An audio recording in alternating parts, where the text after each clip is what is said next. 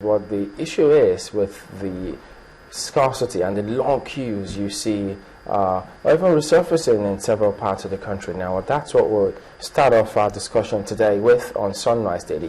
We're joined now by Igwe Achese, who is the president of NUPENG. Thank you for coming on this morning. My pleasure.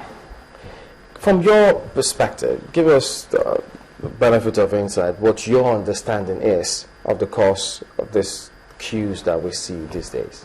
Well, to me, I want to say government should be held responsible in the sense that they gave out the political will for marketers to import petroleum product as well. And they also agreed to pay whatever differentials or whatever subsidy they need to pay to these marketers to bring in petroleum product.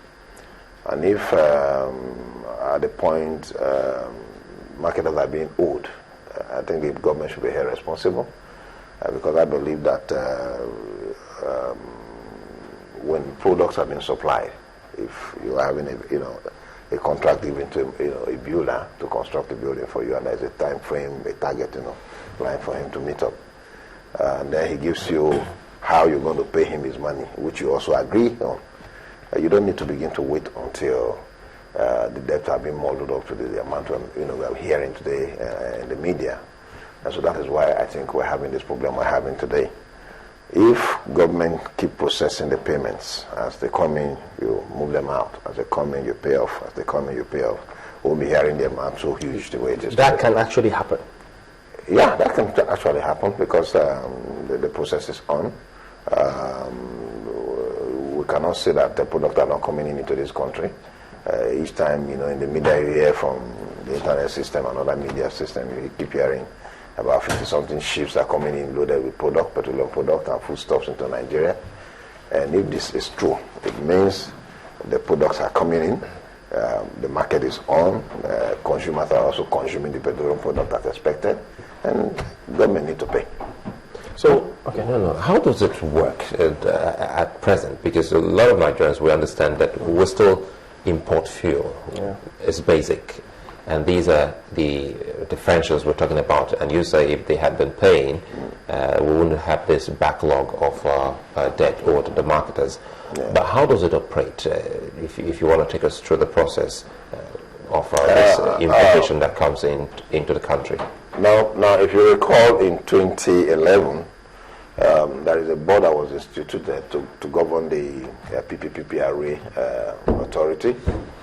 This board was dissolved later in 2012, in 2013, and up to this moment, the board has not been reconstituted.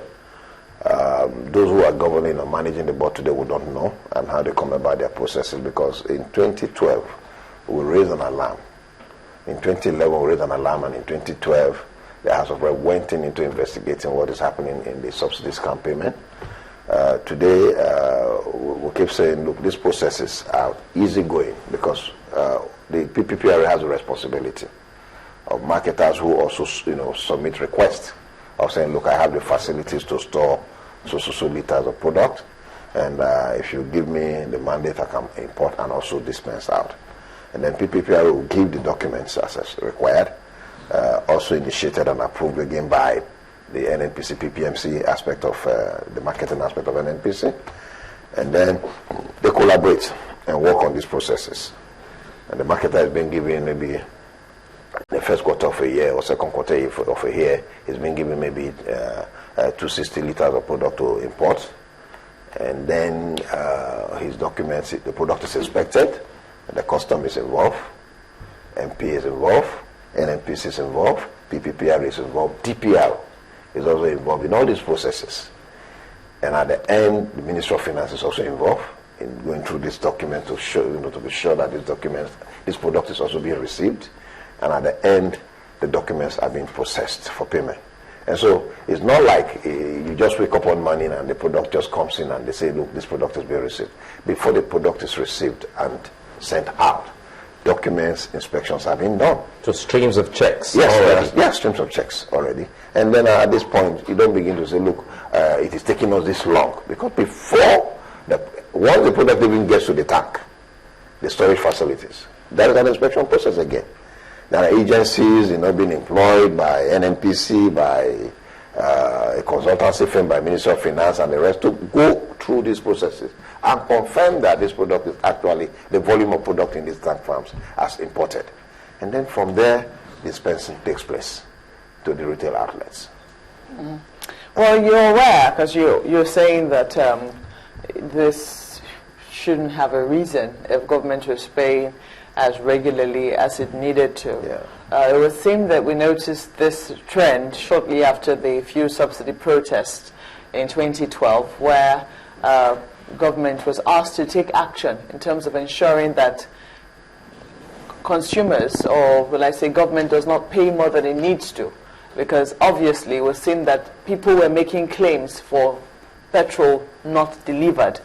And the Minister of Finance then said that they would ensure that they take extra pains to check diligently before all those claims are made.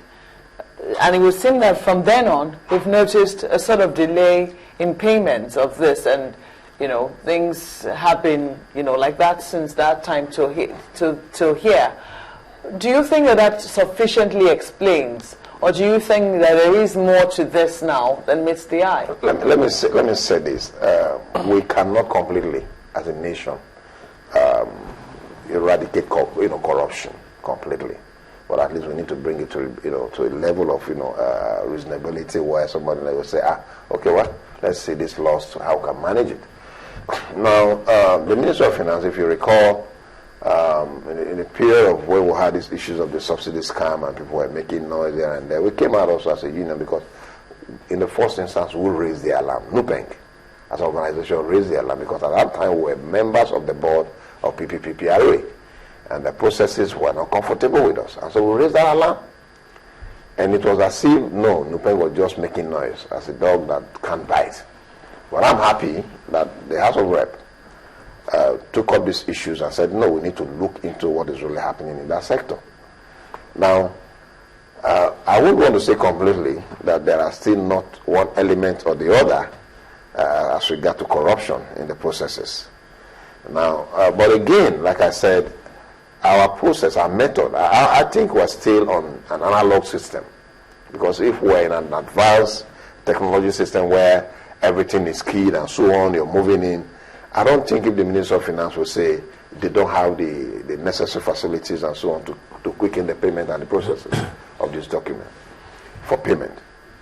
So currently, I'm still saying that if there is lack of payment, two key ministries must be held responsible: the Minister of Finance and the Minister of Petroleum. Because under the Minister of Petroleum you have the DPRO, under the Minister of Petroleum you have the NNPC, which is part of PPMC and the rest, and the investment company as well. Note that she also says that these are difficult circumstances. It would seem that Nigeria also has to be able to manage its finances a little more properly because of dwindling price of crude oil on the international market. And that's what I was asking, if this is if there's a little more to it. I don't know what you say when she mentioned, I think that's the Minister of Finance. I quite appreciate her concern that we're having the challenges. It's a global issue, but the question is, are we having the same issues in other countries where these issues of dwindling of crude oil price is going on? And so these are the issues we must also bring into bear.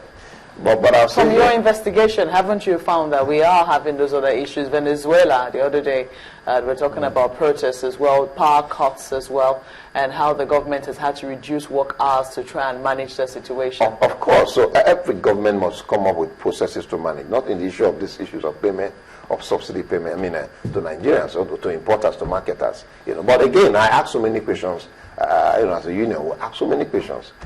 Is there any need for subsidy payment?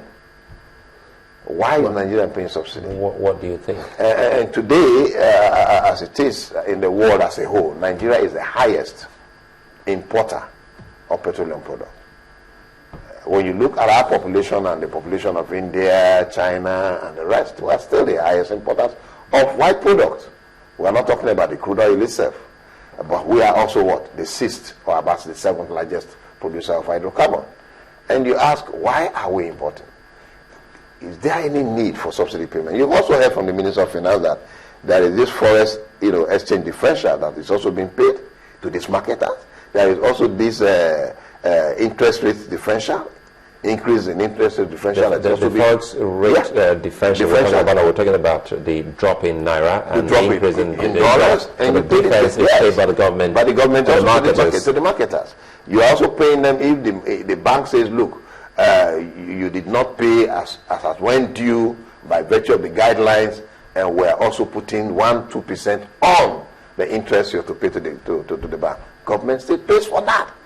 And so this is the kind of environment, or the kind of the economic environment we find ourselves in. As long as you don't think that is sustainable? It's never sustainable. Nowhere in the global world that you can sustain that. And that's why we have said clearly, because if you also look at the price index of the petroleum product, very especially, let me use the PMS, you will also agree with me that why this huge cost? Why this huge payment of subsidy? Because the template is clearly there. We have also said this over and over, even when we're in PPPRA as a board member, that there are so many things you can do to bring the price down today. And why are we importing?